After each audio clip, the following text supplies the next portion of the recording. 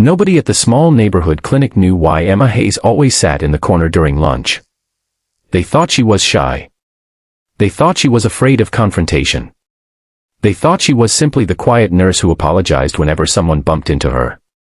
But they were wrong. Emma had once spent years serving in places where silence meant survival. She had carried wounded soldiers through darkness. She had watched friends disappear from her life. And she had promised herself that when she finally left that world behind, she would never pick up a weapon again. Then, one rainy Tuesday afternoon, the clinic doors opened. 4 men walked inside. They weren't patients. They weren't doctors. And they weren't there to ask for medicine. Within seconds, every person in the waiting room realized something was terribly wrong. One of the men locked the front door. Another pulled out a weapon. And the third looked directly at the terrified nurse standing behind the reception desk. "Where is Dr. Mason?" Nobody answered. The man raised his weapon. Then Emma quietly stepped forward. Her hands were shaking. Her voice was barely above a whisper. "Please." The gunman smiled. "Move." Emma looked at him. And for the first time in years, the timid nurse disappeared. Because the woman standing in that clinic wasn't just a nurse. She was a former elite military marksman who had survived missions that nobody in that building could even imagine. And what she did next would save every person inside. But the biggest surprise wasn't that Emma could fight. It was why the hit squad had come looking for her in the first place. Emma Hayes had become very good at being invisible. She arrived at St. Mary's Community Clinic every morning at 7:15. She parked her old blue sedan behind the building, walked through the staff entrance, tied her brown hair into a simple ponytail, put on her pale blue scrubs, and began her shift. Nobody ever saw her arrive in a hurry. Nobody ever heard her complain. She never joined the loud conversations in the staff room. She never attended office parties unless someone specifically invited her. And whenever someone asked about her past, she simply smiled and said, "Nothing interesting." The other nurses believed her. Most of them didn't even know where she had lived before moving to the city.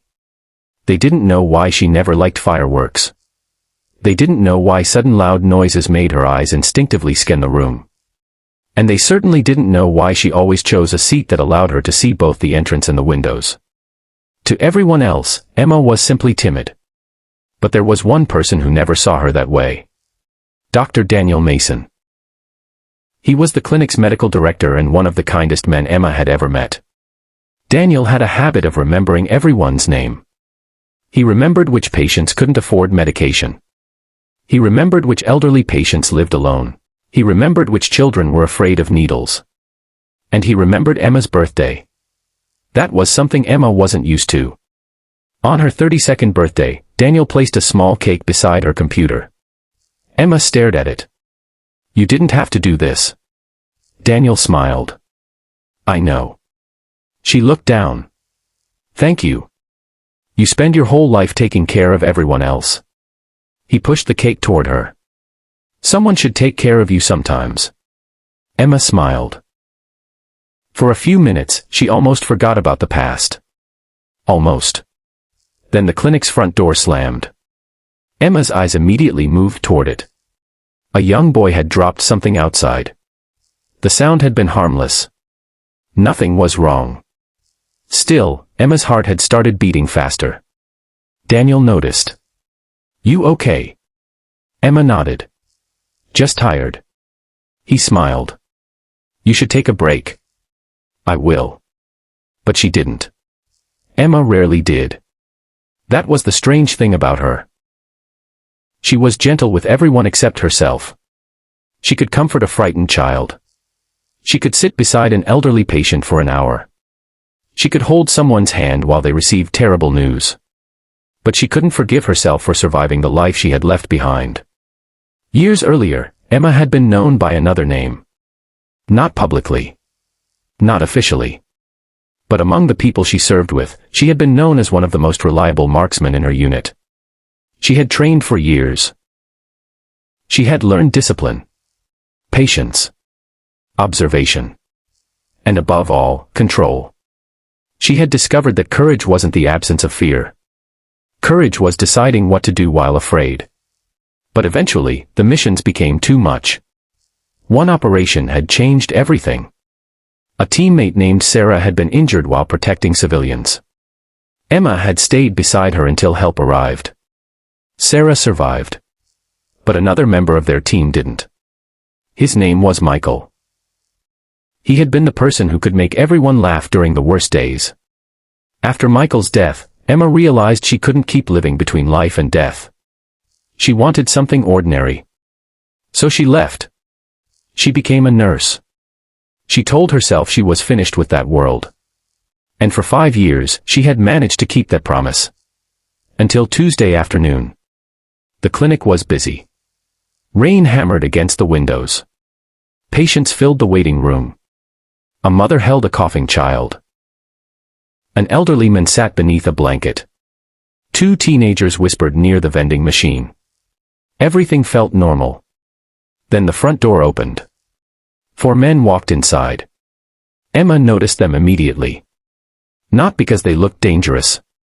Because they looked too controlled. Too coordinated. They didn't look around like ordinary visitors. They moved with purpose.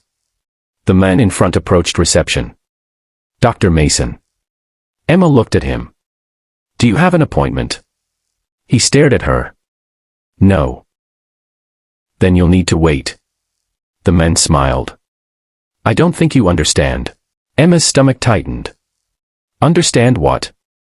The clinic door locked behind him. Click. The sound was quiet. But Emma heard it. Every instinct inside her woke up. 1 man moved toward the hallway. Another stood near the waiting room. The 4th remained by the door. Emma looked at Daniel. He understood immediately. Who are you? The leader reached inside his jacket. The waiting room erupted in panic. People screamed. A mother pulled her child behind a chair. Someone knocked over a table. Daniel stepped forward. Please. There are patients here. The man's eyes were cold. We're looking for something. What? A file. Daniel's face changed. Emma noticed. The men noticed too. Where is it? Daniel said nothing. The leader looked around. Then his eyes landed on Emma. You. Emma froze. Me. You work here? Yes. Take me to Dr. Mason's office. Emma's voice trembled. I can't. The men took 1 step closer. Why? Because patients aren't allowed in there. The men smiled. You still don't understand. Emma looked at him. I understand perfectly. The man raised his weapon. The clinic went silent. Emma's fear was real. But beneath that fear was something else. A memory. Training. Years of discipline. A voice from her past. Breathe. Emma inhaled slowly. Observe. She looked around the room. There were frightened civilians everywhere. A child crying. An elderly man struggling to stand.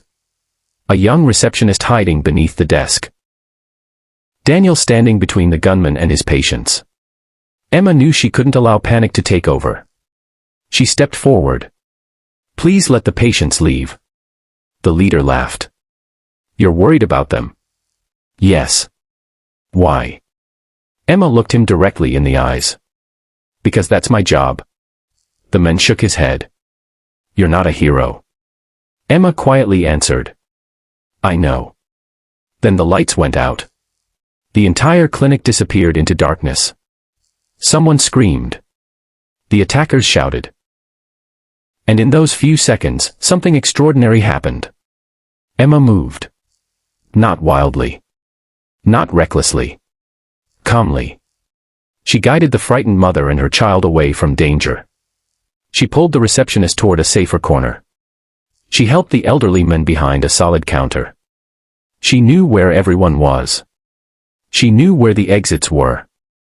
She knew exactly how much panic could destroy a room. Then the emergency lights came on. The leader looked around. Where is the nurse? Nobody answered. Emma was gone. For the first time, the attackers looked uncertain. They had entered the clinic expecting frightened civilians.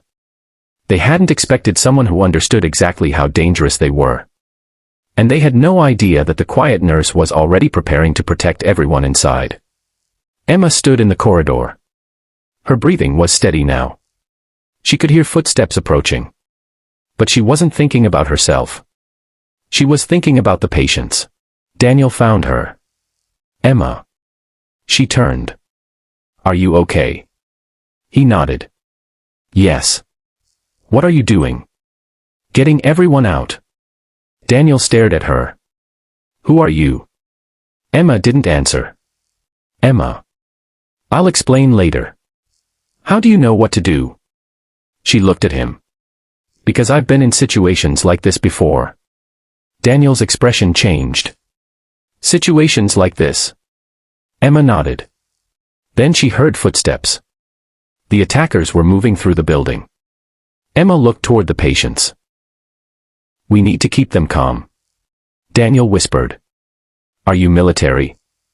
Emma closed her eyes for a moment. Yes. What were you? She looked at him. A sniper. Daniel couldn't believe it. Emma immediately shook her head. But I'm not that person anymore. Emma. I left that life behind. She looked toward the waiting room. But I didn't leave behind the responsibility to protect people. Daniel understood. Emma wasn't trying to become a soldier again. She was trying to save innocent people. The attackers entered the hallway. The leader shouted. Emma. She froze. How did he know her name? Then the men spoke again. We know who you are. Daniel looked at her. Emma's face went pale. The leader continued. Former military. Silence. You disappeared. Emma said nothing. We've been looking for you for months. Daniel whispered. Why? The leader answered. Because she knows where the evidence is. Emma shook her head. I don't know what you're talking about. You do. No. You were there. Emma's memories returned. A mission. A missing witness. A corrupt contractor. A piece of evidence that had disappeared. Emma had spent years believing that chapter of her life was closed. It wasn't. The attackers hadn't come for Dr. Mason. They had come because someone believed Emma still had information from a classified investigation. And now innocent people were trapped because of it. Emma looked at Daniel. I need you to trust me. I do. Then get everyone into the treatment rooms. What about you? I'm staying here. No. Emma looked at him. Daniel. He shook his head. You don't have to do this alone. Emma almost smiled. Maybe not. Together, they moved the patients.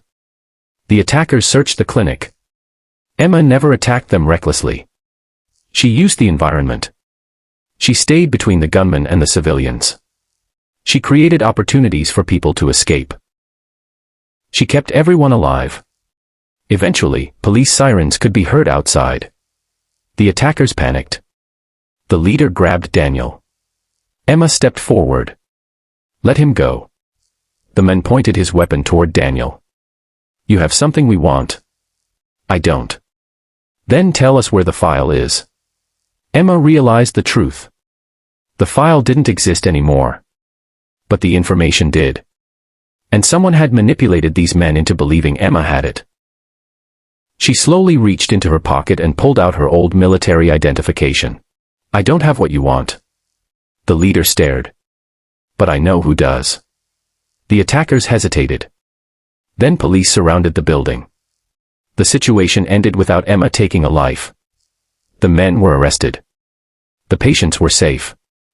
And Emma stood outside the clinic in the rain, shaking. Daniel walked beside her. You saved everyone.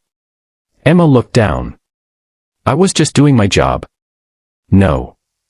He shook his head. You were protecting people. Emma looked toward the clinic. I thought I left that part of myself behind. Daniel smiled. You didn't.